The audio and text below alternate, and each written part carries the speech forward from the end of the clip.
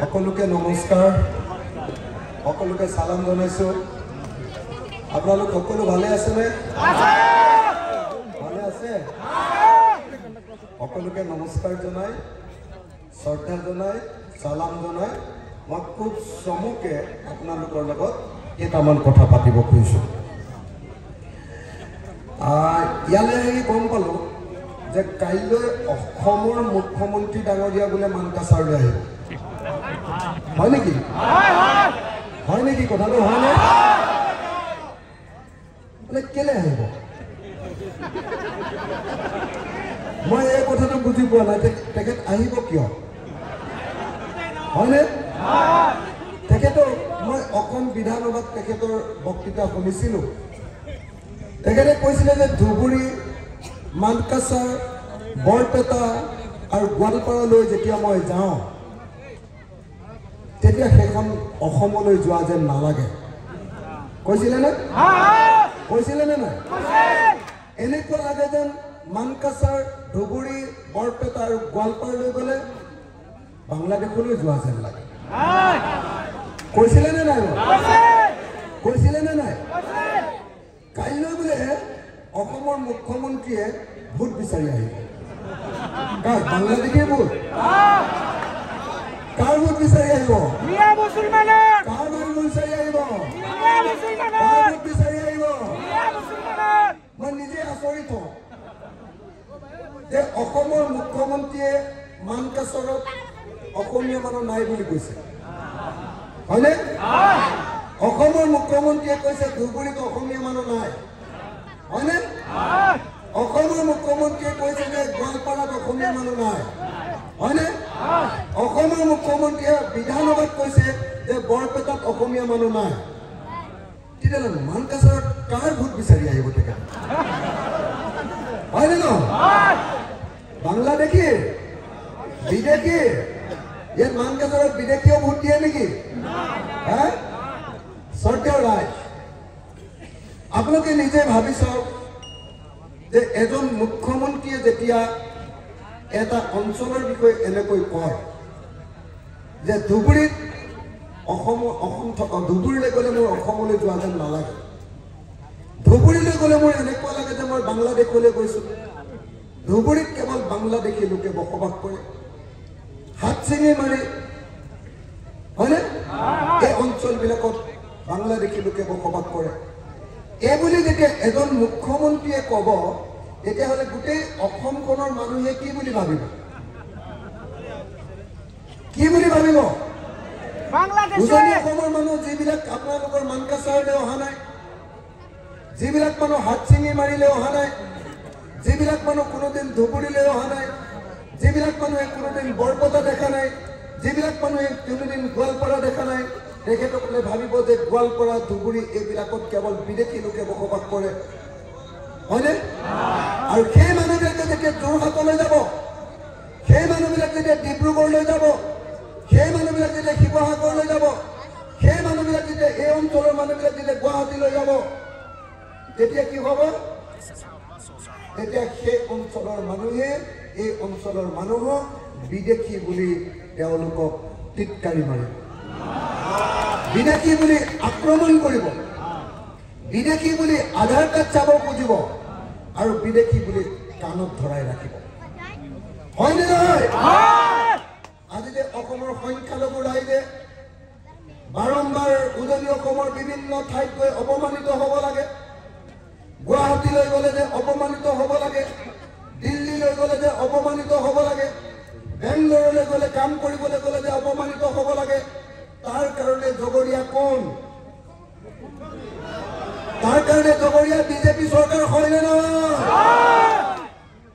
আপোনালোকে চবে মতা নাই। তাৰ কাৰণে জগৰীয়া কোন?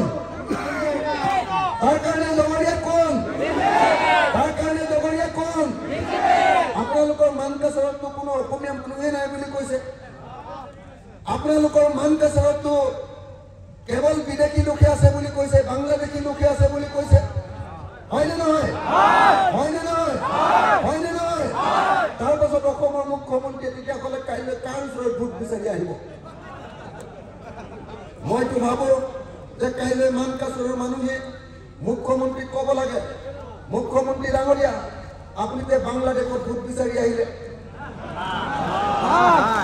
ক'ব লাগেনে নাই ক'ব লাগেনে নাই ক'ব লাগেনে নাই ক'ব লাগেনে নাই মই ভাবো যে প্ৰত্যেকজন আত্মসন্মান থকা প্ৰত্যেকজনৰ সেলফ ৰেসপেক্ট থকা প্ৰত্যেকজন স্বাভিমানী মানকাছৰৰ বাসিন্দাই কাইলৈ মুখ্যমন্ত্ৰীক জনাই দিব লাগে যে মুখ্যমন্ত্ৰী ডাঙৰীয়া আপুনি যিবিলাক কথা কৈ আছে যি ঘৃণাৰ প্ৰচাৰ কৰি আছে মানুহৰ বিৰুদ্ধে আপুনি যিবিলাক অপপ্ৰচাৰ কৰি আছে এটা জাতিৰ বিৰুদ্ধে এটা ধৰ্মৰ মানুহৰ বিৰুদ্ধে আপুনি যিবিলাক কথা কৈ আছে এই কথা ভৱিষ্যতে আৰু আপুনি কেতিয়াও নক'ব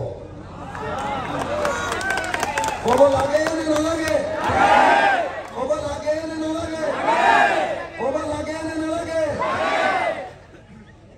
মইতো বুজি পোৱা নাই যদি ইয়াৰ পাছতো মই এইখিনি কথা কৈ দিয়াৰ পাছতো যদি কোনোবা মানুহে বুজি পোৱা নাই ইয়াৰ পাছতো যদি কোনোবা মানুহৰ গাত লগা নাই কথাটো ইয়াৰ পাছতো যদি ইয়াৰ গভীৰতা উপলব্ধি কৰা নাই তেতিয়াহ'লে নিশ্চয় আপোনালোকৰ গাতো কিবা গণ্ডগোল থাকিব লাগিব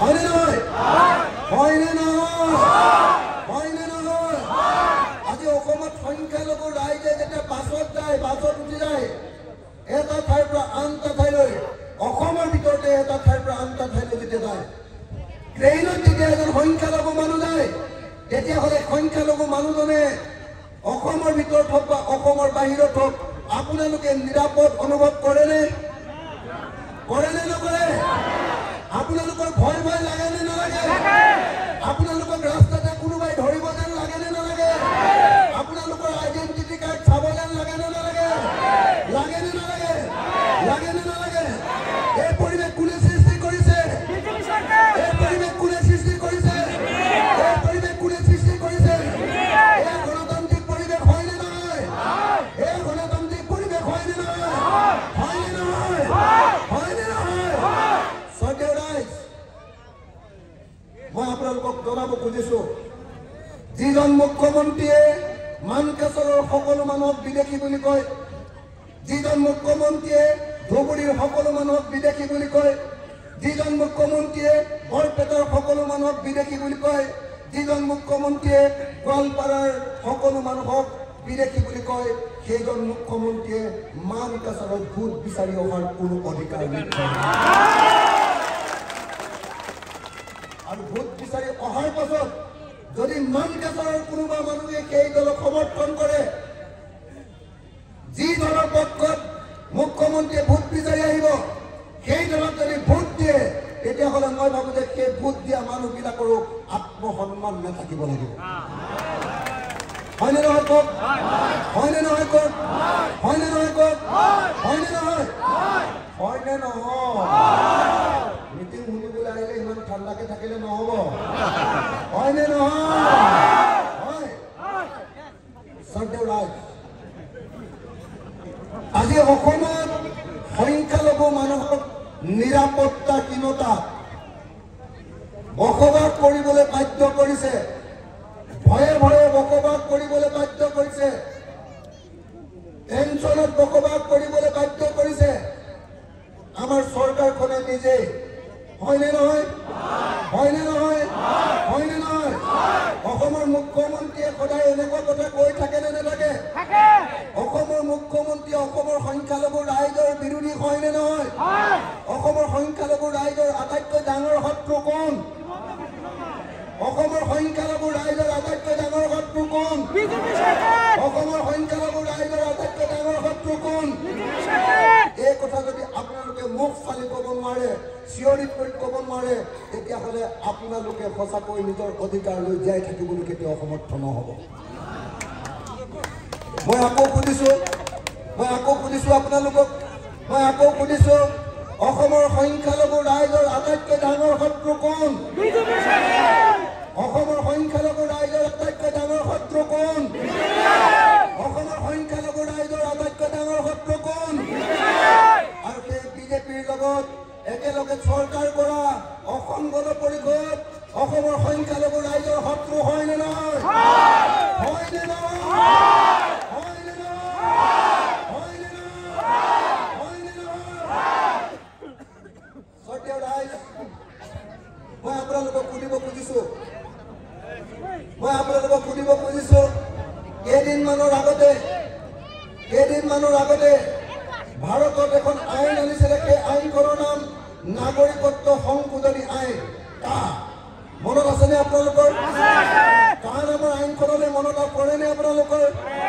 মনত পৰে নে নপৰে? সেই কাৰ নামৰ আইনখনৰ মূল কথাটো কি আছিলে?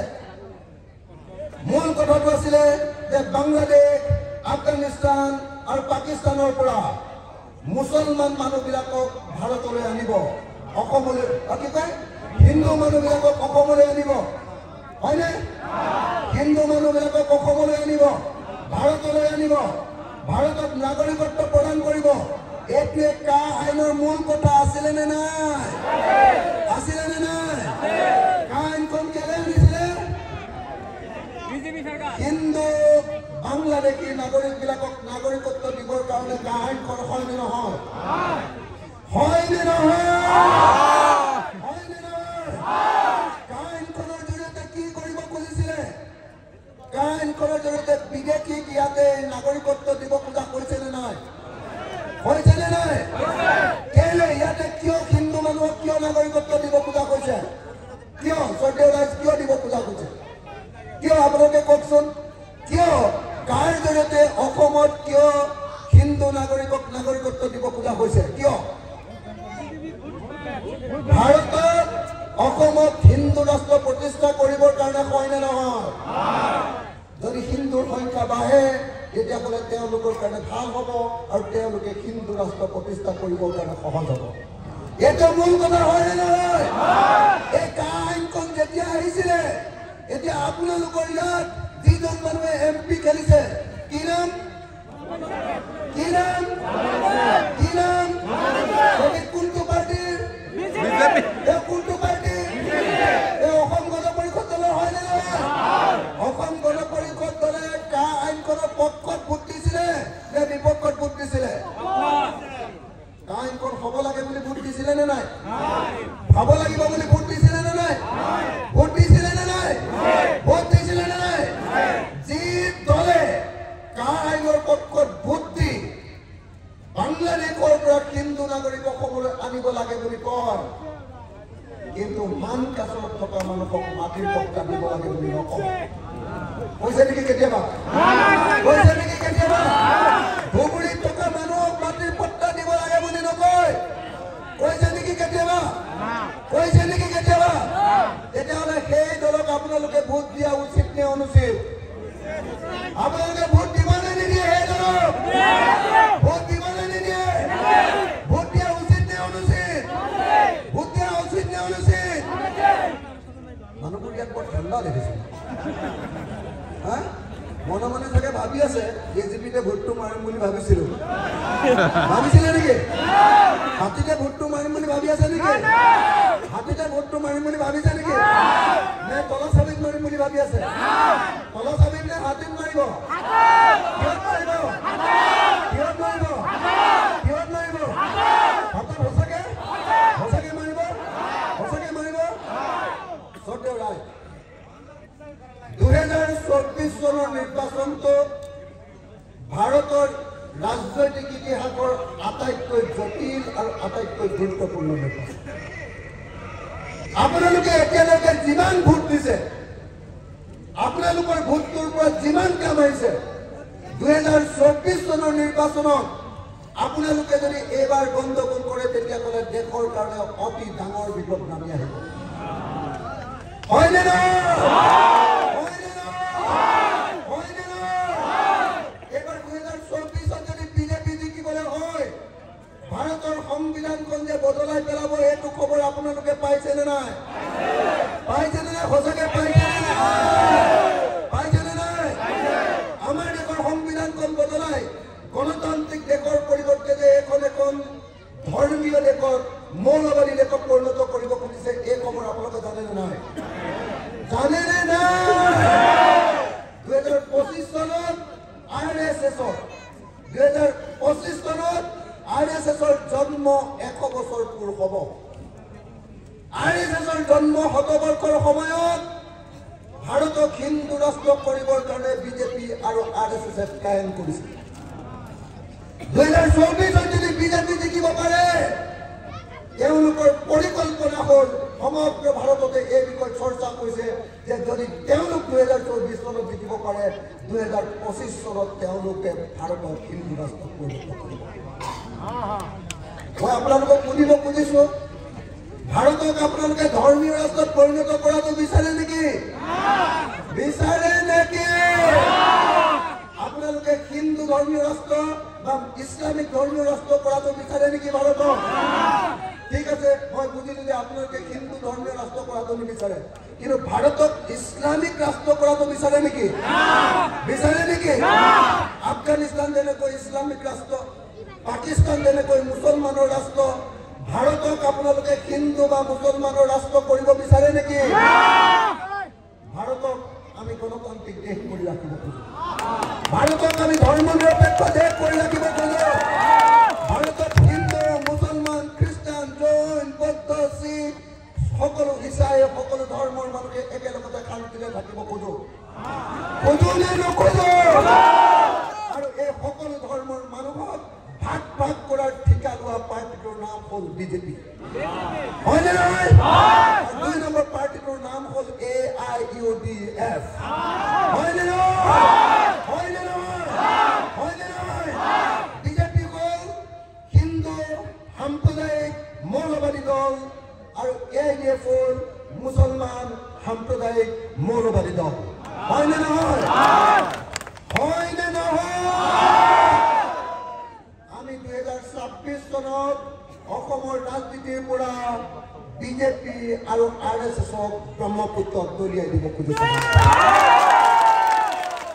ভাল হ'বনে বেয়া হ'ব? ভাল হ'বনে বেয়া হ'ব? ভাল হ'বনে বেয়া হ'ব? ভাল হ'বনে বেয়া হ'ব? সত্য ৰায়, আগতে বিজেপি চৰকাৰৰ শাসনলৈ অহাৰ আগতে 1 কিলো নিমখ লৱণৰ দাম আছিলে 3 টকা। হয়নে? এতিয়া 1 কেজি নিমখৰ দাম হ'ল 30 টকা। হয়নে? পেকেট নিমখৰ দাম 30 টকা। হয়নে নহয়? কিমান টকা? 30 টকা। হয়নে নহয়? যদি 3 টকাৰ পৰা 30 টকালৈ দাম বাঢ়িলে কেইটকা দাম বাঢ়িলে বিজেপিৰ দিনত? 27 টকা। 10 গুণ দাম বাঢ়িলে বিজেপিৰ দিনত অকল নিমখৰ দাম। মুৰ্গী ডিমৰ দাম আছিলে 2 টকা। এতিয়া মুৰ্গী ডিমৰ দাম কিমান? 8 টকা। নহয়নে? গেছ চিলিণ্ডাৰৰ দাম আছিলে 410 টকা। এটা গেছ চিলিণ্ডাৰ, ঘৰুৱা গেছ চিলিণ্ডাৰৰ দাম এতিয়া গৈ 1152 টকা। হয়নে? এইটোকে আচ্ছা দিন বুলি কয় ন? এতিয়া আচ্ছা দিন নহয় জানো? বিজেপিৰ আচ্ছা দিনটো ভাল লাগিছেনে? মজা ন আচ্ছা দিনটো? হয়নে নহয়? দাইল 1 কেজিৰ দাম কিনি খাইছিলো 45 টকা। 1 কেজি মচুৰ দাইলৰ দাম এতিয়া 110 টকা। হয়নে নহয়? 1 লিটাৰ মিঠাতেল কিনি খাইছিলো 75ৰ পৰা 78ত, 75 টকাৰ পৰা 78 টকাৰ দামত। এতিয়া 1 লিটাৰ মিঠাতেলৰ দাম কিমান? কিমান? 200ৰ পৰা 220 টকা। হয়নে নহয়? হয়নে নহয়? হয়নে নহয়? হয়নে নহয়? মই কিন্তু বিজেপিক সাপোৰ্ট দিলোহেঁতেন যদিহে মোৰ হিন্দু মানুহবিলাকৰ কাৰণে কম দামত বস্তু দিলেহেঁতেন। কথাটো বুজিছে নাই? মইতো হিন্দু মানুহ, জানে নে নাই? মইতো হিন্দু মানুহ। মোক যদি কম দামত যদি গেছ চিলিণ্ডাৰ দিলেহেঁতেন তেতিয়াহ'লে মই ক'লোহেঁতেন হিন্দু ৰাষ্ট্ৰ লাগে। ঠিক আছে, মোক যদি পেট্ৰল কম দামত দিলেহেঁতেন, মোক যদি ডিজেল কম দামত দিলেহেঁতেন, আৰু মুছলমানক যিমান দামত দিয়ে দি থাকক, এইটো যদি ক'লেহেঁতেন তেতিয়াহ'লে মই ক'লোহেঁতেন ঠিক আছে হিন্দু ৰাষ্ট্ৰ লাগে। কিন্তু মনত ৰাখিব, ধৰ্মৰ কথা কোৱা কোনো দলে কেতিয়াও মূল্য বৃদ্ধি ৰোধ নকৰে। যি দলে ধৰ্মৰ নামত মানুহক ভাগ ভাগ কৰে তেওঁলোকৰ মূল নীতি হ'ল দেশৰ সম্পত্তি বিক্ৰী কৰি দিয়া। হয়নে নহয়? আমাৰ বৰঝাৰ এয়াৰপোৰ্টটো বিক্ৰী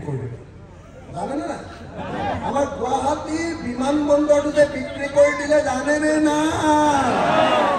আগতে দিল্লীৰ পৰা গুৱাহাটীলৈ আহিবলৈ গুৱাহাটীৰ পৰা দিল্লীলৈ যাবলৈ বিমানত যিমান খৰচ হৈছিলে আদানী বাবু অহাৰ পাছত এতিয়া খৰচ বাঢ়ি গ'ল জানেনে নাই বিজেপি চৰকাৰে ৰেল বিক্ৰী কৰিছে ৰেল আলি বিক্ৰী কৰিছে ৰেল ষ্টেচন বিক্ৰী কৰিছে কয়লা ক্ষেত্ৰ বিক্ৰী কৰিছে তৈল ক্ষেত্ৰ বিক্ৰী কৰিছে এফালৰ পৰা আমাৰ দেশৰ সকলো ৰাজহুৱা সম্পত্তি বিক্ৰী কৰি গৈছে বাহিৰত কয় যে আমি হিন্দু ৰাষ্ট্ৰ ভিতৰত তেওঁলোকে বনাইছে কেৱল আৰু কেৱল পুঁজিপতিৰ ৰাষ্ট্ৰ হয়নে নহয় হয়নে নহয়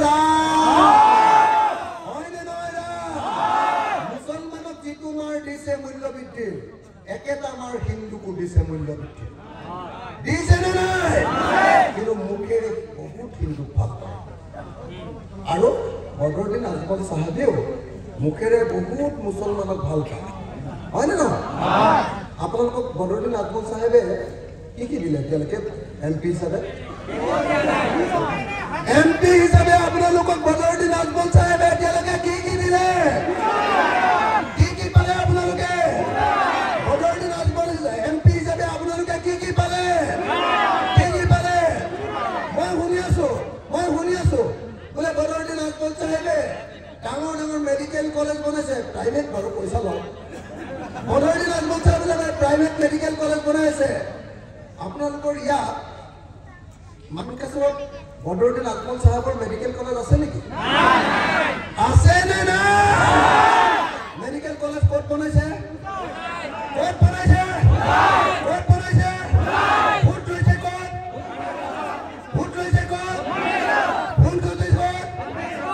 লৈছে বদৰুদ্দিন আজমল চাহাবে ভোট লৈছে ক'ত ধুবুৰীত ক'ত লৈছে ধুবুৰীত আৰু মেডিকেল কলেজ ক'ত বনাইছে বেপাৰটো ভাল লাগিছে নে একে হয়নে মোদীৰ নিচিনা বেপাৰটো একে হয়নে নহয় হয়নে নহয়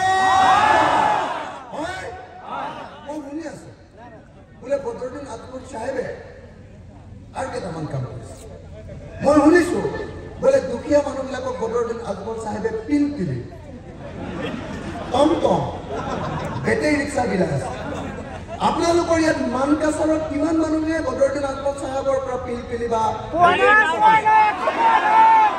কিমান পাইছে নাই নোপোৱাবিলাকে হাত দাঙিব নালাগে পুৱাবিলাকে হাত দাঙক পুৱাবিলাকে হাত দাঙক কোনে পাইছে কিমান মানুহে বদৰুদ্দিন আজমল চাহাবৰ পৰা আপোনালোকে বেটেৰী ৰিক্সা বা পিলপিলি বা টমটম পাইছে কিমানে পাইছে বদৰুদ্দিন আজমল চাহাবে টমটম ক'ত দিলাইছে ভোট লৈছে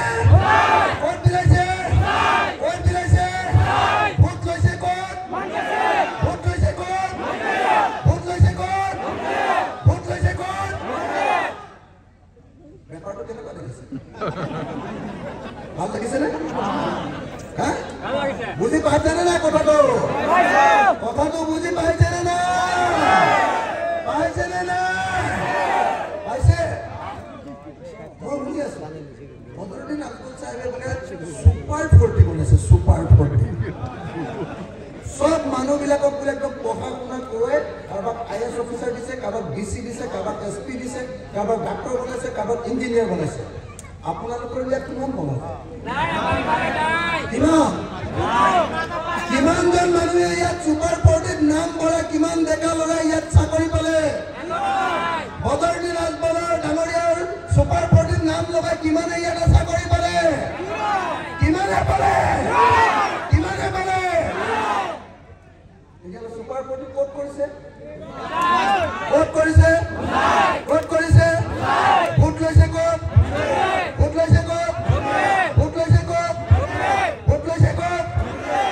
বেপাৰটো কেনেকুৱা দেখিছে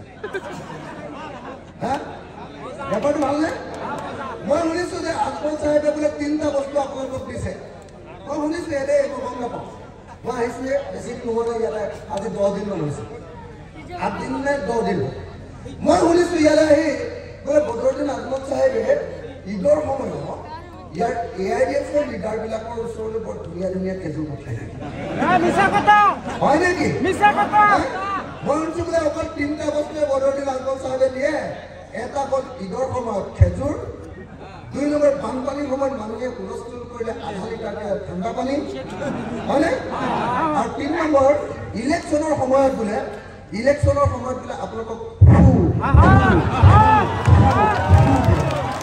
হয় নেকি দিয়া বোলে হয় নেকি এই 3টা বস্তুৱে দিয়ে বুলি শুনিছো হয় নেকি কথা ভাল লাগিছেনে ইয়াকে কয় বদৰুদ্দিন আজমল চাহেবৰ মেজিক হয়নে দেখিছে ইমান 15 বছৰ এনে ভোট পাইছে নেকি ফুল নিদিয়াকে ভোট পাইছে বুলি ভাবিছে কিমান কষ্ট হৈছে কুলি উঠে হয়নে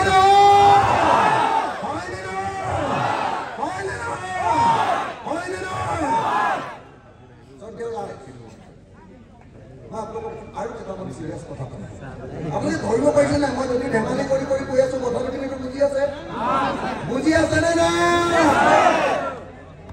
য'ত 3 দিনৰ আগত বদৰুদ্দিন আজমল চাহেবে ক'লে যে এবাৰ মোক MP জিকাই দিয়া মই অসমত 420খন মাদ্ৰাছা খুলি দিম শুনিছেনে কথাটো খবৰটো পাইছেনে টিভিত পাইছেনে নাই আপোনালোকে সঁচাকৈ আপোনালোকে মাদ্ৰাছা খুলিবৰ কাৰণে তেখেতক MP বনাই আছে নেকি মাদ্ৰাছা খুলিবলৈ কৈছে নেকি আপোনালোকে যদি খুলিবলৈ কোৱা নাই তেতিয়াহ'লে কেলে 420খন মাদ্ৰাছা খুলিম বুলি কৈছে কিয় মইতো শুনি আছো যে ইয়াতে বদৰুদ্দিন আজমল চাহেবে যোৱা 15 বছৰত এখনো মাদ্ৰাছা খোলা বৰং বদৰুদ্দিন আজমল চাহেব ইয়াত MP হৈ থাকোঁতে হিমন্ত বিশ্ব শৰ্মা চৰকাৰে ইয়াত বোলে বহুত মাদ্ৰাছা ভাঙি দিলে হয় নেকি বাৰু এতিয়া ইলেকশ্যনৰ সময়ত 420খন মাদ্ৰাছা কেলে বনাম বুলি কৈছে কেলে আরে পলিটিক্স তো যদি বুঝি না পায় সদায় আমাক এনেকে খাই থাকিব পলিটিশিয়ান কিটা বুঝি পাইছে না তার মানে যদি মাদ্রাসা 420খন বনাম বুলি কয় আমাৰ উজনি অসমৰ মানুহৰ মাথাটো গৰম উঠি যাব এটি ইসলামিক স্টেট বনাব এটি একদম মুছলমানৰ বস্তু বনাব হয়নে না গুৱাহাটী মানুহৰ খং উঠিবনে নাই হিন্দু মানুহৰ খং উঠিবনে নাই খং উঠিলে হিন্দু মানুহে ভোটটো ক'ত মাৰিব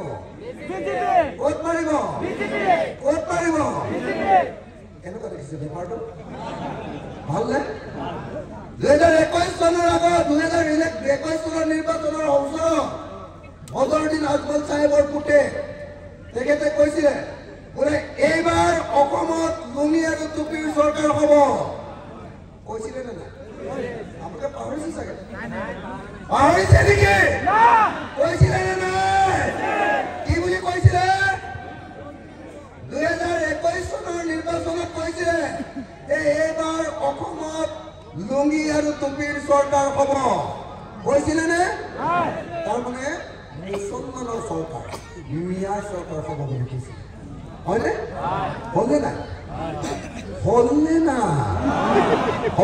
মুছলমানৰ চৰকাৰ হ'লনে নাই অসমত কেতিয়াবা মিয়াৰ চৰকাৰ মুছলমানৰ চৰকাৰ হ'ব নেকি কেতিয়াবা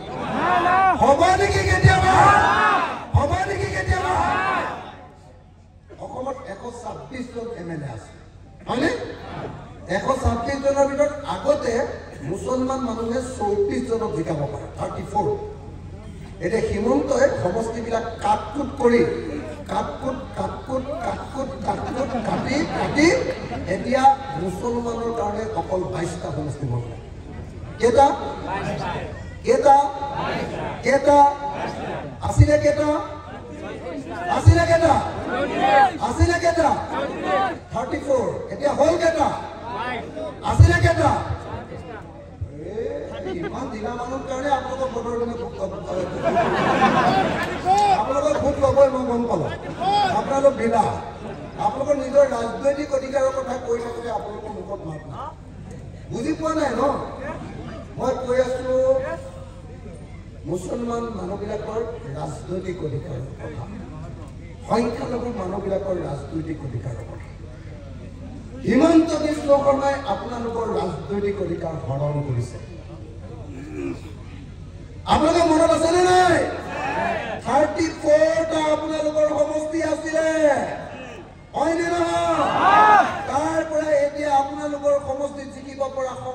কৰি দিলে 22টা।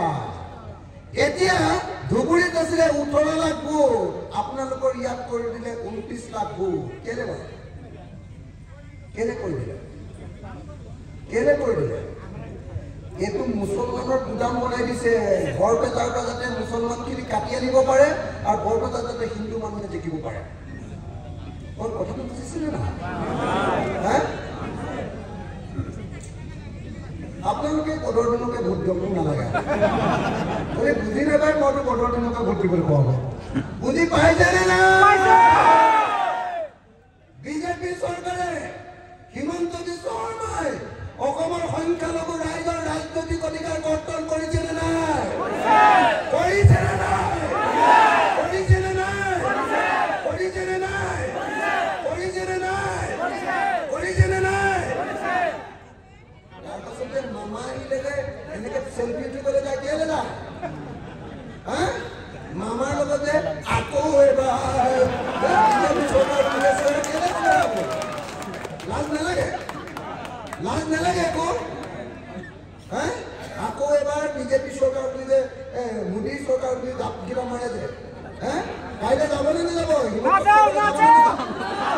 কাইলৈ হিমন্ত বিশ্ব শৰ্মাক চাবলৈ যাবনে নাযায়? যাবনে নাযায়? যাবনে নাযায়? কথাটো বুজি পাইছেনে নাই মই কি কৰো? বিজেপি চৰকাৰে আপোনালোকক এফালৰ পৰা ৰাজনৈতিক অধিকাৰ কাটি কাটি আহি আছে, হয় নে নহয়? এই কথাটো বুজিবৰ কাৰণে যদি আপোনালোকৰ বুদ্ধি নাই, যদি নাই, তেতিয়াহ'লেতো কেতিয়াও সংখ্যালঘু ৰাইজে নিজৰ অধিকাৰ বিচাৰি নাপাব। কথাটো বুজি পাইছেনে নাই? যদি বুজি পোৱা নাই মই ভাষণ দি থাকি লাভ নাই। পাইছেনে নাই? শেষৰ মানুহজনে গম পাইছেনে নাই কথাটো? শেষৰ পিছৰখিনিয়ে গম পাইছেনে নাই? বাইদেউসকলে গম পাইছেনে নাই? আইসকলে গম পাইছেনে নাই? মহিলাসকলে বুজি পাইছেনে নাই কথাটো? পাইছেনে নাই? পাইছেনে নাই? পাইছে? বুজি পাইছে? নে অৰুণোদয় কাটি দিব বুলি ভয় খাইছে নেকি? মহিলাবিলাকে অৰুণোদয় কাটি দিব বুলি ভয় খাইছে নেকি? ভয় খাইছে নেকি? অৰুণোদয়টো কাটি দিব বুলি ভয় খাইছে নেকি? বুজি পাইছে নে নাই? সঁচাকে বুজি পাইছে? পাইছে? সঁচাকে পাইছে? যদি বুজি পাইছে মই আৰু বেছি বক্তৃতা নিদিলে হয়নে? প্ৰত্যেক দিনাই সংখ্যালঘু মানুহ উচ্ছেদ কৰি থকা হৈছে নে নাই? ইমান ঢিলাকে কিয় কয় আপোনালোকে? প্ৰত্যেক দিনাই সংখ্যালঘু মানুহৰ ঘৰবিলাক উচ্ছেদ কৰি থকা হৈছে নে নাই? হৈছে নে নাই? হৈছে। প্ৰত্যেক দিনাই মাদ্ৰাছা ভাঙি আছে নে নাই? আছে নে নাই? আছে।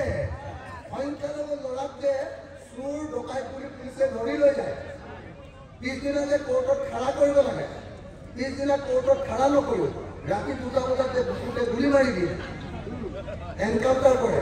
এইটো আপোনালোকে জানেনে নাই? এতিয়ালৈকে তেনেকে 82জন মানুহ মাৰিলে বুলি আপোনালোকে গম পায়নে নাই? পায়নে নাপায়? পায়নে নাপায়? পায়নে নাপায়? সংখ্যালঘুৰ আটাইতকৈ ডাঙৰ শত্ৰু কোন? সংখ্যালঘুৰ আটাইতকৈ ডাঙৰ শত্ৰু কোন? সংখ্যালঘুৰ আটাইতকৈ ডাঙৰ শত্ৰু কোন? তাৰপাছত বিজেপি মিটিঙত গৈ যে আকৌ এবাৰ মোদী চৰকাৰ এই বুলি যে কৰিবলৈ যায়, এই যে অসম গণ পৰিষদৰ কোনো দিছে ইয়াতে কি নাম? তেওঁ যে মই কেইবাটাও এনেকে যে ঘূৰি ফুৰা মানুহ দেখি আহিলো, মাইকত চিঞৰি আছে, মইতো চেহেৰা দেখি গম পাইছো আপোনালোকৰ সংখ্যালঘু মানুহ এইখিনি, হয় নে নহয়?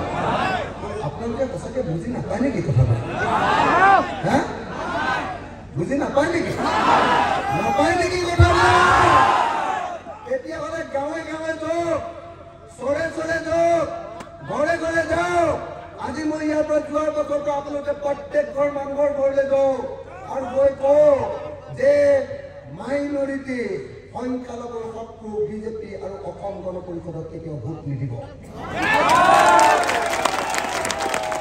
বুজি পাইছেনে প্ৰভুসকল বুজি পাইছেনে না তেতিয়াহ'লে মুখেৰে মতা নাই কিয় বুজি পাইছেনে নাই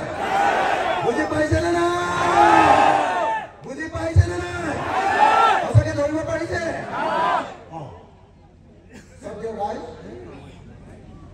আমি 2026 চনত 3জন গগৈ লগ লাগিছে উজনিত এবাৰ 3জন গগৈ অখিল গগৈ গৌৰৱ গগৈ লুৰিণজ্যোতি গগৈ 3জনে লগ লাগি 2024 চনত যোৰহাট লোকসভা সমষ্টি আৰু ডিব্ৰুগড় লোকসভা সমষ্টিত একেলগতে কেম্পেইন কৰিলো হিমন্ত বিশ্ব শৰ্মাই কৈ থাকে যে আমি বিজেপি তেওঁলোক খিলঞ্জীয়াৰ চৰ্দাৰ কিন্তু এবাৰ ডিব্ৰুগড় আৰু যোৰহাটত সব খিলঞ্জীয়া অসমীয়া মানুহে বিজেপিক চাফা কৰিব লাগে গম পাইছেনে না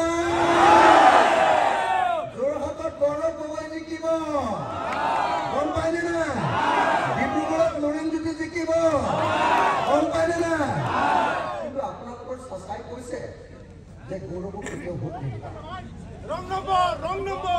গম পাইনে নাই আপোনালোকে গম পাইনে নাই সঁচাই কৈছে যে গৌৰৱ গগৈ ভোট নিদিবা তাৰমানে কাক ভোট দিবা বিজেপিক ভোট দিবা হয়নে তেতিয়াহ'লে কেইজনটো বিৰাট সংখ্যালঘুৰ প্ৰাণকৰ্তা হ'বই লাগিব হয়নে নহয়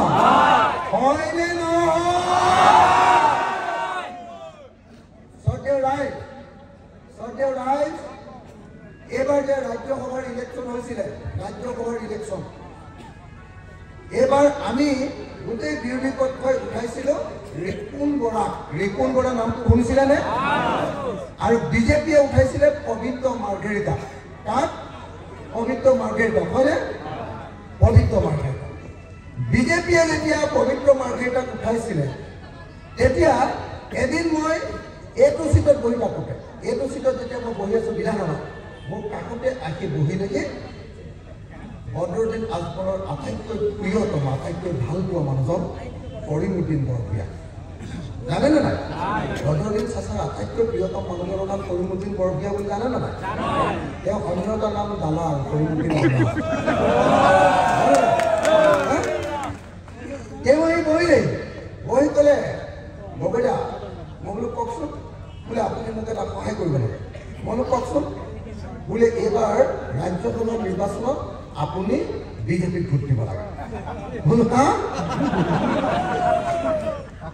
আপুনি চোন বোলে মুছলমান পাৰ্টিৰ মানুহ বিজেপি বোলে হিন্দু পাৰ্টিৰ মানুহ মই ভোট দিবলৈ আপুনি ক'বলৈ আহিলে যে নহয় মানে আমি মুছলমান পাৰ্টিৰ মানুহটো আমি যদি বিজেপিক ভোট দিওঁ মুছলমান মানুহে গম পালে আমাৰ ডিঙি কাটি দিওঁ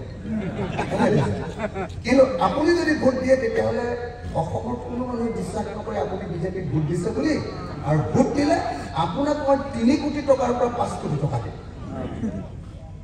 বুজিছেনে কোনে ক'লে দালাল কোনে ক'লে দালাল কোনে ক'লে দালাল কোনে ক'লে দালাল কৰিমুদ্দিন বৰভূঞা তেওঁ আজমল চাচাৰ কি হয় দালাল আজমল চাচাৰ মূল মানুহজন কৰিমুদ্দিন বৰভূঞা আৰু কৰিমুদ্দিন বৰভূঞাই মোক কৈছে যে বিজেপিক ভোট নিদিয়া মোক খংটো দি মোক খং বেছি বুলি জানেনে নাই জানো মোক খংটো দি ইফালে চালো ফটকে পলাই দিলে নহ'লে কথা বেয়াই আছিলে আপোনালোকে জানেনে নাই যে হিমন্ত বিশ্ব শৰ্মাই এছেম্বলিত মোলে ভয় কৰি থাকে বুলি জানেনে নাই জানেনে নাই মই যদি বিধানসভাত থাকো হিমন্তক খেলিমেলি কৰিব নোৱাৰো জানেনে নাই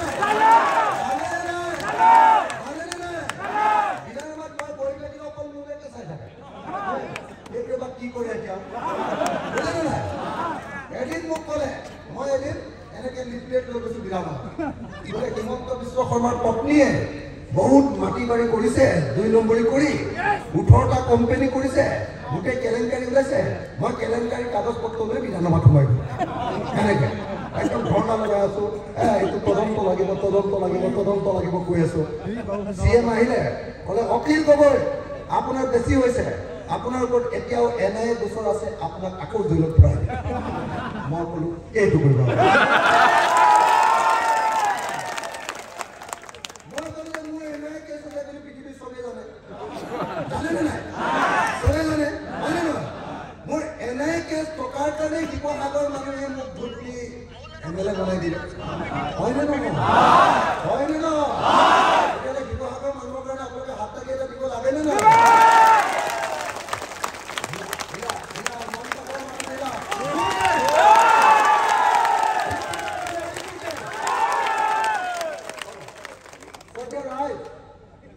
মই শিৱসাগৰৰ পৰা জিকি অহাৰ কাৰণে কোৰ্টে মোক কেছটো খালাচ দি দিলে জানেনে নাই কোৰ্টে যেতিয়া কেছটো খালাচ দি দিলে হিমন্ত আৰু অমিত শ্বাহে দেখিব এইটো আৰু বদনাম কৰিব লগে লগে হাইকোৰ্টলৈ গ'ল ক'লে বোলে হাইকোৰ্টত এপ্লিকেশ্যন দিলে এপ্লিকেশ্যন দি ক'লে যে অখিল গগৈৰ ওপৰত আকৌ কেছটো লগাব হাইকোৰ্টে ক'লে লগাই দিয়ে হাইকোৰ্টে মোৰ ওপৰত আকৌ কেছটো লগাই দিয়ে হাইকোৰ্টে যেতিয়া কেছটো মোৰ ওপৰত আকৌ লগাই দিলে মই সুপ্ৰিম কোৰ্টৰ ওচৰলৈ গ'লো সুপ্ৰিম কোৰ্টত ক'লো যে মোক অন্যায় কৰিছে মোক সিহঁতে জেলত ভৰাব কৰিছে সুপ্ৰিম কোৰ্টে অৰ্ডাৰ দিলে যে অখিল গগৈ কোনোদিন জেলত ভৰাব পাৰে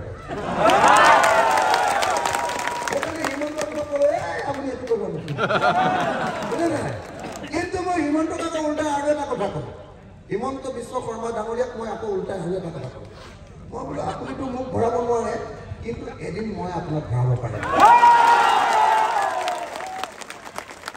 কাৰণ আপোনাৰ ওপৰত 2 কেলেংকাৰী আছে হয়নে চাৰিটা কেলেংকাৰী চিবিআই কেছ চলি আছে হয়নে হয়নে নহয় এপিএছচি কেলেংকাৰীটো আপোনাৰ নামটো আছে হয়নে নহয় মানৱেন্দ্ৰ শৰ্মা হত্যা গোচৰতো আপোনাৰ নামটো আছিলে হয়নে নহয় মন্ত্ৰী হৈ কাগজবিলাকে লুকুৱাই দিছে হয়নে নহয় তাৰপিছত আমাৰ ঘৰৰ ওচৰতে চান্দমাৰীত ইঞ্জিনিয়াৰ দাস নামৰ এজন মানুহৰ ঘৰত আলফাৰ নামত পইচা তুলিবলৈ গৈছিল চান্দমাৰী পুলিচে ধৰিলে কাপোৰ চাপোৰ খুলি ৰাম বেতন দিলে দি 7 দিন লকআপত ৰাখিলে তাৰপিছত 3 মাহ জেল কা বেয়া পাইছে চাগে ন মনে মনে বৰ বেয়া লাগিছে মই ক'লো আপুনি কাগজ লুকুৱাই কাগজ জ্বলাইহে এতিয়া বাচি আছে যিদিনা আমাৰ চৰকাৰ হ'ব চব ফাইল নতুনকৈ খোলা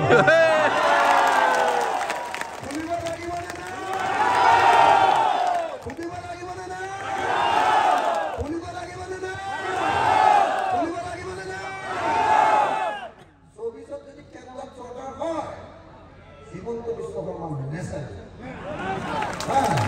আৰু যদি 24ত নহয় 26ততো চৰকাৰ যেনে তেনে কৰিবই লাগিব আমি লাগিব নে নাই বিৰোধী ঐক্যমঞ্চত কৰিব লাগিব আৰু তেতিয়া হিমন্ত বিশ্ব শৰ্মাৰ বিজেপি দলটো একদম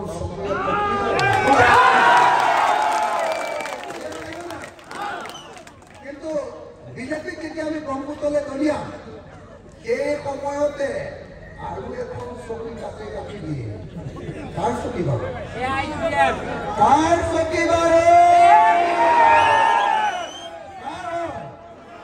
হয়নে হয়নে আৰু 2খন চকী লগাই টকা আৰু চাবিৰে এনেকৈ বন্ধ কৰি হাতত অকল তলাটোহে থাকে চাবিটো মামাৰ হাতত থাকে জানেনে না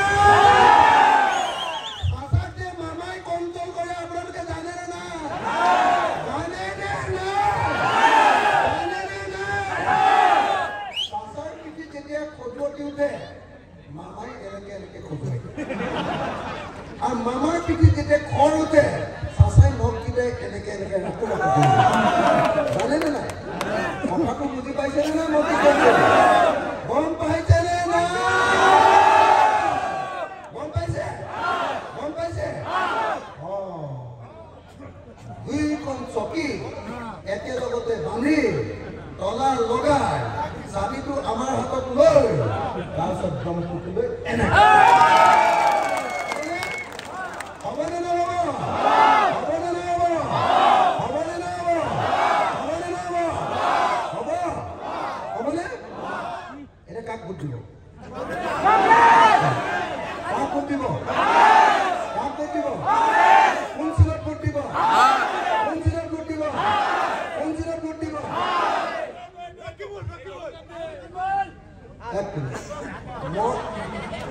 মই আকৌ ইমান ভাল নাপাওঁ সেইটো পাৰ্টি আপোনালোকে যিমান ভাল পাইছে মই ইমান ভাল নাপাওঁ মই এতিয়ালৈকে ৩৬ বাৰ জেল গৈছোঁ তাৰ ভিতৰত ২০ বাৰ মোক কংগ্ৰেছে জেল দিছে ১৬ বাৰ মোক বিজেপিয়ে জেল দিছে বুজিলে নাই হয়নে কিন্তু তাৰ পাছতো আৰু ৰকিবুল হুছেইন যেতিয়া মন্ত্ৰী আছিলে হিমন্তৰ লগত লগ লাগি বেছিভাগ কেছ মোৰ ওপৰত দিছিলে কিন্তু তাৰপিছতো ৰকিবুল হুছেইন ডাঙৰীয়াক ভোট দিবলৈ ক'বলৈ আহিছোঁ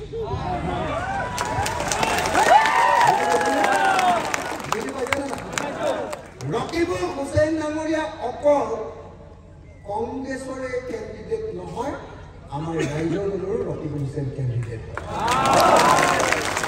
বুজি পাইছেনে নাই আমি সকলোৱে মিলি ১৬টা ৰাজনৈতিক দলে এইবাৰ ৰকিবুল হুছেইনক ইলেকশ্যনত উঠাইছে কেলে দেশৰ সংবিধান বচাবৰ দেশৰ গণতন্ত্ৰ বচাবৰ কাৰণে দেশ বচাবৰ কাৰণে এই হিন্দুত্ববাদী হাতৰ হাতত এই সাম্প্ৰদায়িকতাবাদী হাতৰ হাতত আৰু এই ইছলামিকসকলৰ হাতত এই বদৰুদ্দিন আজমল হাতৰ হাতত যদি দেশ যায় এই দেশ আৰু কোনো পক্ষে নাবাচে হয়নে নহয় হয়নে নহয় হাতৰ চিনত সকলোৱে ভোট দিবনে নিদিয়ে নাই পিছফালে চবে তোলা নাই চবে দিবনে নিদিয়ে সকলোৱে দিবনে নিদিয়ে এতিয়াও মাজে মাজে দুজনে তোলা নাই মই গম পাইছোঁ ৫০০ টকা আহিছে যেন লাগিছে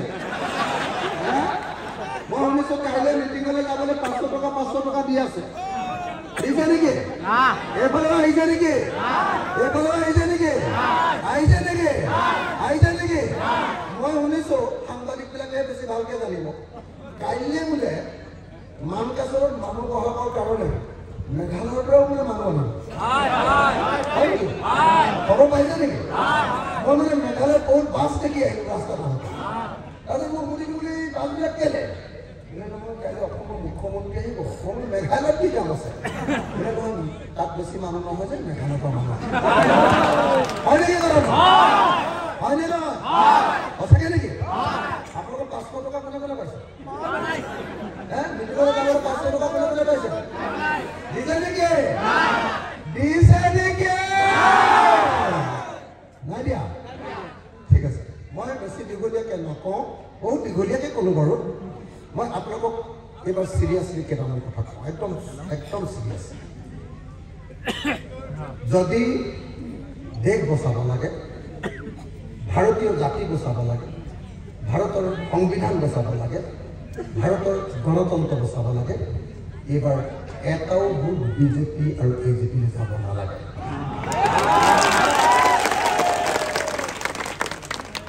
যদি মুছলমান মানুহে অসমত শান্তিৰে থাকিব লাগে মাজে মাজে বাহিৰত গৈ মাৰ চাৰ খাই থাকিব নালাগে তেতিয়াহ'লে বদৰুদ্দিন আজমল ডাঙৰীয়াক আপোনালোকে বিদায় দিব লাগে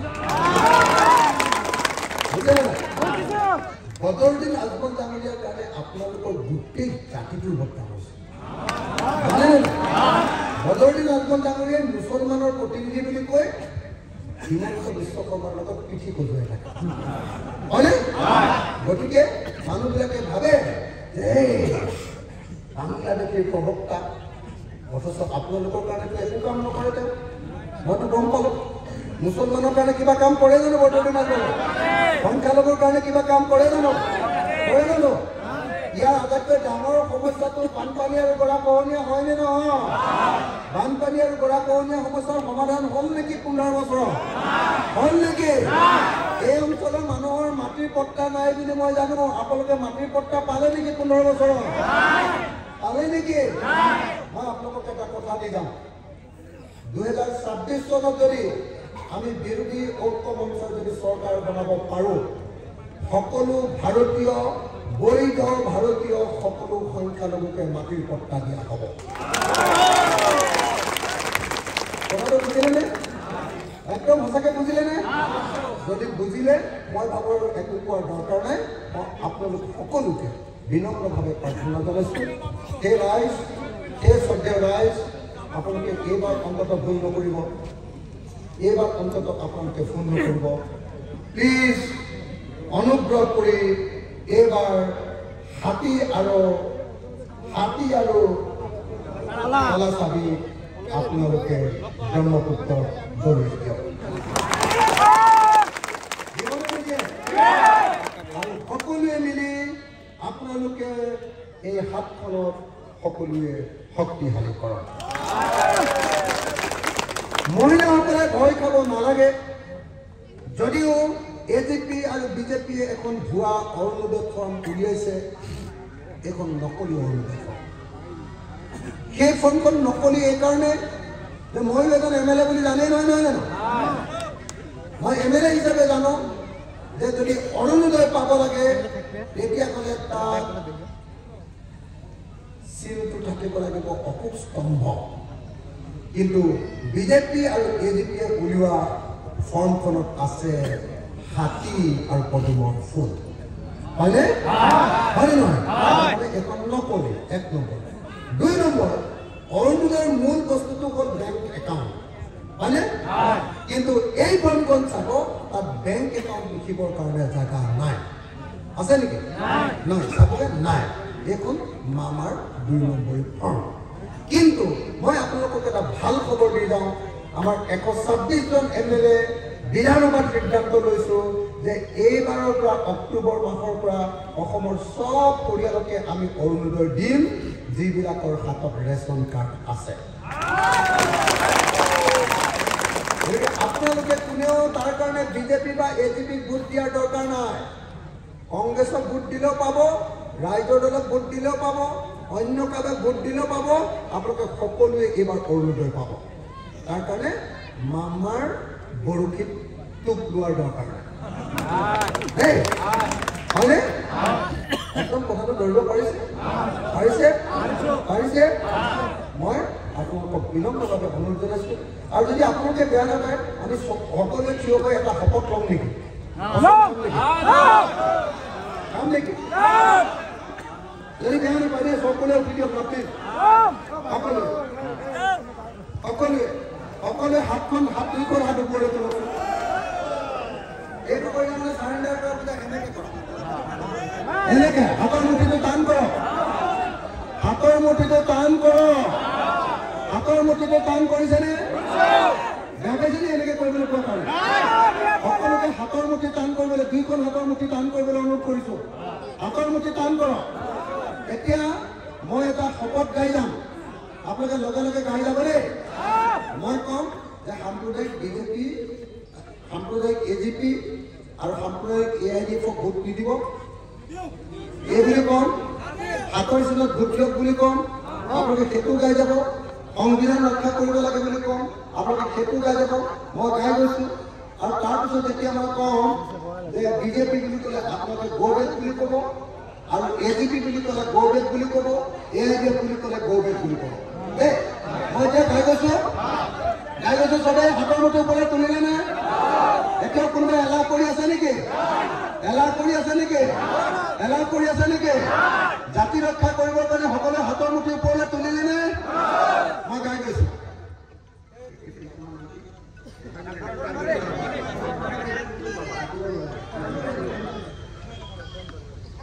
আজি 4 মে তাৰিখে ঠাকুৰনবাৰী নতুন বজাৰ খেলপথাৰত অনুষ্ঠিত হোৱা বিশাল গণসমাৱেশত উপস্থিত থকা ৰাইজে সংকল্প গ্ৰহণ কৰোঁ যে সাম্প্ৰদায়িক বিজেপি সাম্প্ৰদায়িক এজেপি আৰু সাম্প্ৰদায়িক এআইডিএফক আমি কোনেও ভোট নিদিওঁ আমি দেশৰ সংবিধান ৰক্ষা কৰিম আমি ভাৰতক গণতান্ত্ৰিক দেশ কৰি ৰাখিম আমি ভাৰতক কোনো পক্ষে ধৰ্ম অনুমতি নিদিওঁ ভাৰতক ৰক্ষা কৰিবলৈ ভাৰতৰ গণতন্ত্ৰক সুৰক্ষিত কৰিবলৈ 2024 চনৰ লোকসভা নিৰ্বাচনত আমি বিৰোধী ঐক্য মঞ্চ